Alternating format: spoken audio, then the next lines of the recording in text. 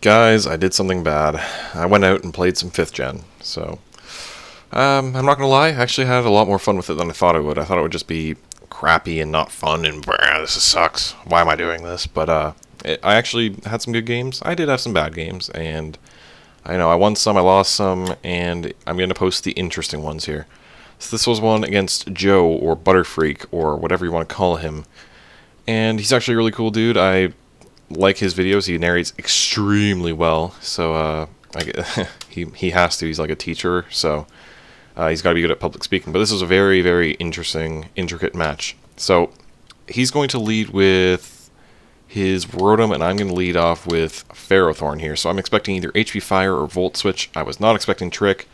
If I was expecting Trick, I would have went for Power Whip and just wrecked him. But then I thought, you know, these things like to run defense EVs and be bulky these days, I think. I don't know, so I just went for T-Wave just to see what he wanted to do, and that sucks. So I could stick around for a Volt Switch, but that's just baiting in, like, of his Landorus because, you know, I'm locked onto T-Wave, so why wouldn't he go to that? And so I go to Magnezone to take Volt Switch, and he winds up going to Landorus anyway, so that sucks. I kind of want to find out what set this is, if it's going to be Scarf, if it's going to be a bulkier set with, like, or be a subset, I don't know. And I go to Gliscor just to see what he wants to do. He goes for Earthquake, and then next turn, I'm just going to go for Ice Fang. I'm going to try and get him out of here. Maybe he'll overpredict early on, and I can wreck that guy, but nope, he makes a safe play, goes to Skarmory, and that takes nothing from Ice Fang. The fact that he switches out there after locking into an immunity makes me think that he's Scarfed, or after using a move I have immunity to. I'm thinking he's Scarfed. So this turn, obvious switch to Magnezone is obvious, right? So I'm going to go to Ferrothorn. But nope, he sets up spikes, so I could have had him trapped right then and there, man. But he gets the better play, he makes the better play, he makes the better prediction, and that sucks. I do get my Stealth Rocks up out of it, but I still would have rather had this thing trapped and taking a T-Bolt, because then I could go to this guy, this Haxorus, which is freaking sweet. I love this set. It works in every weather except sand and hail, so you'll see it in a second. But this turn, I'm going to go into Magnezone, since most people don't Whirlwind twice in a row, right? But this guy, he does. I was expecting more spikes, but they didn't go up, and that sucks. So this turn, I'm thinking, okay, no way he'll Whirlwind 3 times in a row, right? But he doesn't even play that game anymore. He just switches out, and he goes into his Rotom again. So because this thing paralyzed, and I'm going to try and set up a sub, I figure maybe he'll have HP Fire, but if he doesn't, then his only move to break my sub is going to be Hydro Pump, and I'm eventually going to get either a Parahax or a Miss. So I'm just going to go for sub, and we'll see what happens. He goes for H-Pump. That tells me that's his only move to break my sub with. And if I'm going to 2-hit KO this thing, I'm definitely going to want to be behind a sub, just in case he gets a crit or something, and I don't really want to lose my Magnezone if he's still got his Skarm kicking around. So that's my thought process. That's what I'm going for. And because I'm in green, I know I got 2 subs at least. And it happens on the second turn, so that's great. So I'm expecting a 2-hit KO. I'm a modest Magnezone with Stab Thunderbolt.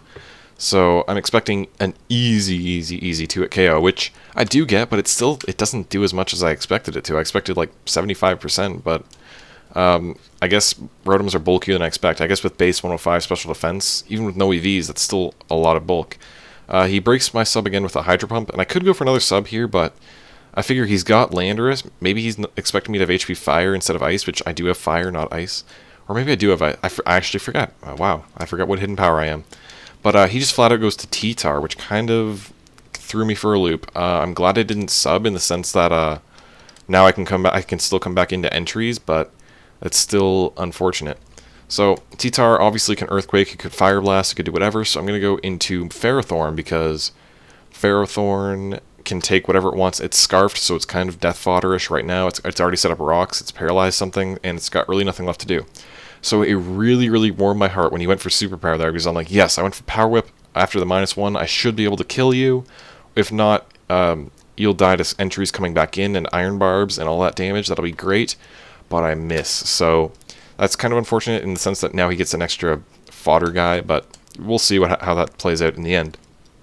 However, because I just missed and he knows I'm locked, I'm going to switch out. I know he's got a Latias, which can resist grass, obviously, so I go to Gliscor because I kind of want to get a Toxic on this thing. I don't really know what kind of sets Latias has these days, So I'm just going to go for Toxic. I know it gets Refresh, but I'm not really sure how common that is. And even if it gets Refresh, it still has to waste the turn to use it. And it might have low PP, I don't know.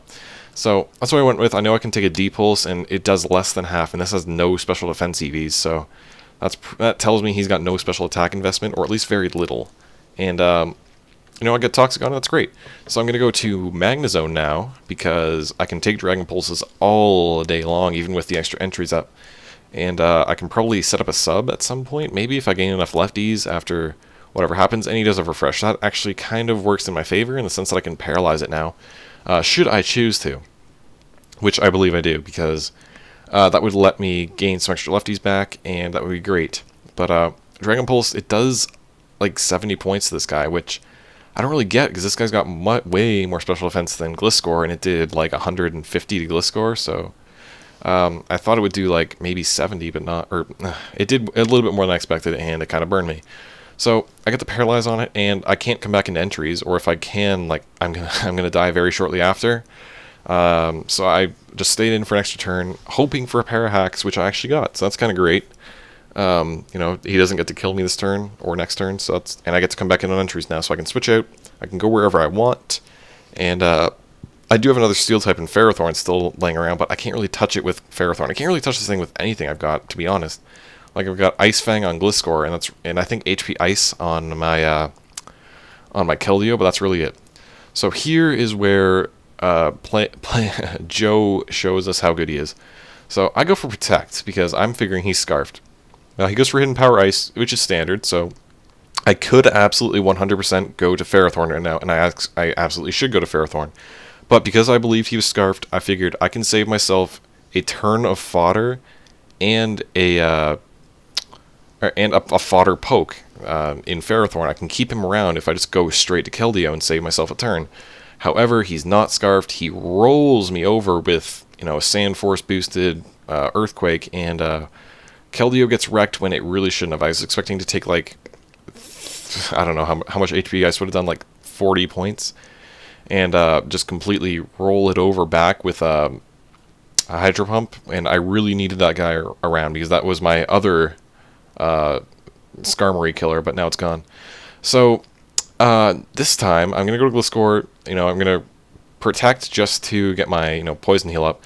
And here I figured, you know, between Ice Fang and, you know, Miss Chance and Paralysis Chance and Flinch Chance and chance I kill him with Ice Fang, I got a lot going my way. But unfortunately, 5% miss comes into effect. I miss Ice Fang, and that really sucks. That pretty much officially ends my game.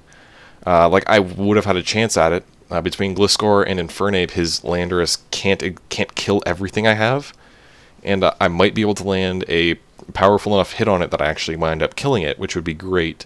But then again, that all comes down to a coin flip prediction. Who wins that prediction pretty much wins the game at that point. But he was in way better position. He pulled that Landorus bluff off exceptionally well, and that was, you know, I have no problem with losing to that. So at this point, it's all formalities. I'm just gonna fodder off Magnezone at this point. It it really does not matter.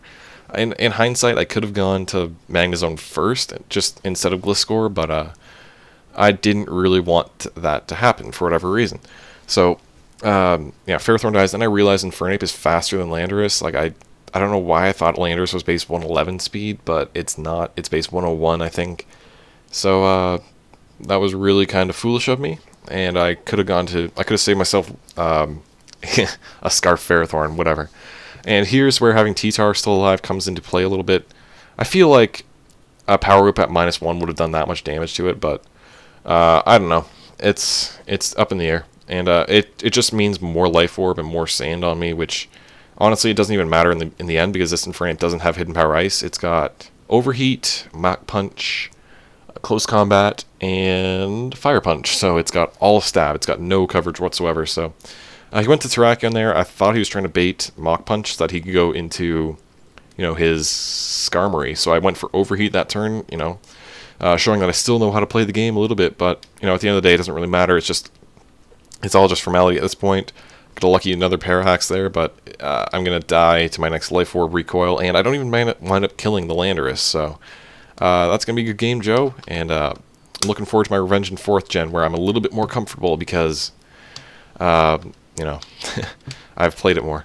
But, you know, still, regardless, a very good match, very interesting, and look, this guy, he's got Endear Salic Berry, which it works so well in rain, I think it would. It's got Endear, so it can, like, set up a Dragon Dance on the Switch. If something faster comes in, you know, it endures and then gets its Salic Berry and becomes faster, and it can kill anything pretty much at +1 because it's adamant, but whatever, that's fine. That's good game. See you later.